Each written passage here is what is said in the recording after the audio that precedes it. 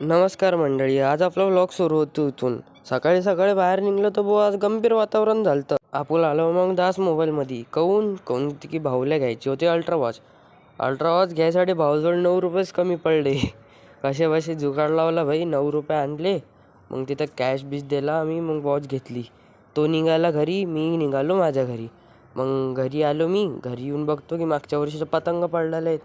मग काय निघालो वरती डायरेक्ट. कशासाठी? पतंग उडवायसाठी. आलो गच्चीवर, थोडा वेळ पतंग उडवली. कोणीच नव्हतं, स्वतःच उडवत होतो.